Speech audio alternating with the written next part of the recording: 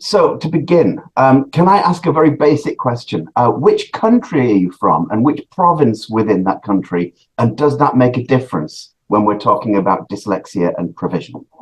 I'm from Pakistan, and in Pakistan, I'm in the province Sindh, and in Sindh, this is the biggest city, Karachi, which is the port city. And population-wise, yes, it does make a difference because there is a vast chunk of population here that just comes in from all the parts of Pakistan. School-wise, Sindh is a bigger province, but there's a lack of schools, and then the recent floods damaged a lot of infrastructure. So we are in a lot of trouble when it comes to education and, of course, the other issues. Yeah, this may be sort of the stereotype of the Western media, but we do get the feeling that in Pakistan you suffer from floods and natural disasters more than we do in Europe, or more than they do in many parts of America, or something. Is that correct? It was last year that was really bad, and Sindh suffered a lot because all of it flew, just came from the mountains, and then Sindh is the agricultural land, so it just stayed for months and months, and it doesn't have a lot of strong buildings as such. So even the good ones, they just got destroyed in all the flood water, the standing water. So I ask because I don't know how rich your state education authority is and how the education system works, whether it's national or state level or more local. But is there a certain amount of money that has to be allocated to sort of, I don't know, natural disasters and flood defenses that then cannot go to education? Or how does it work in that respect? I don't have the numbers with me, but I don't think there's a lot that goes into the education department. Now, I'll tell you what the system is and how it works, right? So we are at a 230 million population-wise right now. Wow. One child is born every 5 minutes. Okay, but we have a majority of kids out of school. There are three systems. So there are private schools, there are government schools, and then we have the madrasas, which has Islamic education. In big cities like Karachi, Lahore, everywhere, and people always go for the private schools. And then those who cannot go for the private schools put the kids in the government schools, which is run by the government. Government pays its school, but the private schools are independently run businesses. Then there are madrasas, which have like these, they're sponsored by people and organizations, donations, you would call it. So there is not one system that the government would put money into. And even if it does, they have the policies coming in, but it's just, there is a vast difference between our private sector, our government sector, and the madrasas are the lowest. Okay. And when you say the lowest, that means they get the least funding. No, that means that the education level, because they're only focused on the Islamic education. So when you talk about, okay, which level of academics is there? Are the trained teachers there? So the government is now very strict about hiring trained teachers. They're getting policies up. But mostly, overall, you don't need to have a teaching license to apply for a teacher's job in Pakistan. You don't. Right. Okay. And therefore, the chances of getting, for instance, I don't know, any kind of special educational accommodations in a madrasa are lower than they would be in a government school or in a private school. Yes, it is. And I was just reading a study that was done in Lahore in 2019, which said that with dyslexia, they only looked at 666 kids. So the boys and the girls, the ones in the public sector had more serious learning difficulties than the private one. Something like dyscalculia was higher in public schools. And there are good teachers, there are excellent teachers, but we don't have that much number who are trained. Like the teacher training does not have any dyslexia specialization. We are not trained in all these learning difficulties. I mean, now there is an awareness since pandemic that there is something called inclusion. We were stuck on special education and all of that. So for us, this thing is just blowing up now, like in 2022 and 2023. And then as I mentioned to you before, there is no special education policy implementation yet. Right. Can you talk about that? There's no special education needs policy implementation on a national level or a local level. And then you used the word yet. They passed the bill in 2020, which is called the Dyslexia Bill of 2020.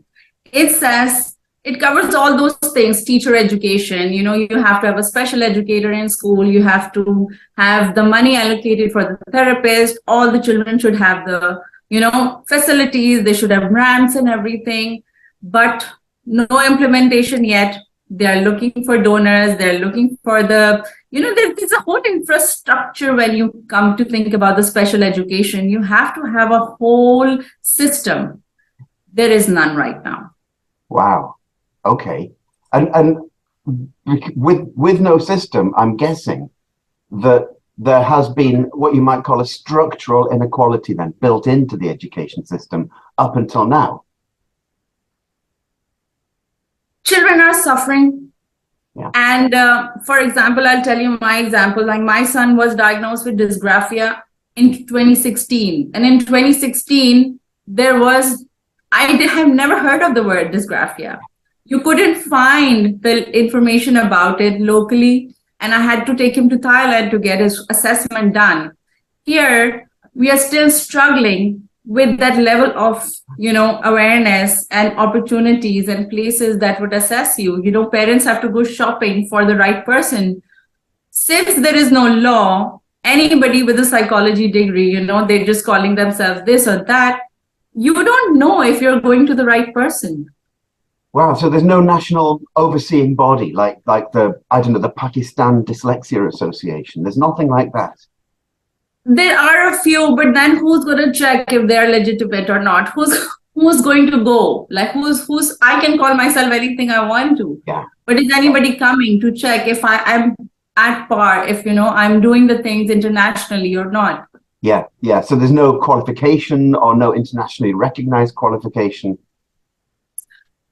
People can do masters in Pakistan, but then again, we don't have a regulatory authority. Yeah. So if I open a clinic tomorrow and I start giving therapies, is anybody coming to check on me? The same is with the schools. The schools say, okay, fine, we have these children, we're starting remedials.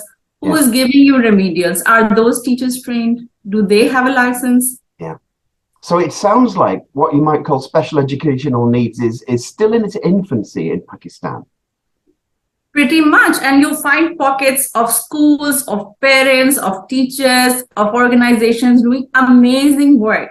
But they need the support of the government. They need the money from the government. And like I said, it's a vast population. We haven't even reached all the children that we need to reach. And I'm guessing that therefore there'll be a difference in the number of kids who are, let's say, diagnosed in the larger cities and the number of kids who are diagnosed in the smaller towns. Yeah. And then again, for someone like me, I am a reading specialist, but a very small number comes to me. What about the other kids who are struggling in their classrooms? They have to study English, Urdu, Arabic together. If you can't read in one language, you have got 3 languages you're suffering in. And with dyslexia, we have provincial languages. We need to have a structure that's covering all aspects. And I actually, here's a bit of ignorance. I know very little about Urdu. How does that translate for the dyslexic brain? Do dyslexics find Urdu difficult to read, or is it not so hard? See, Urdu and Arabic, they are very similar.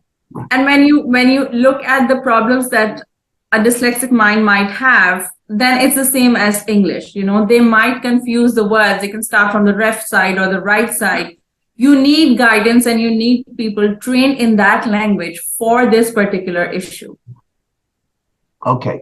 Now, can you tell me a little bit about your your services themselves? You set up a reading intervention service, and why was that? And what do you do?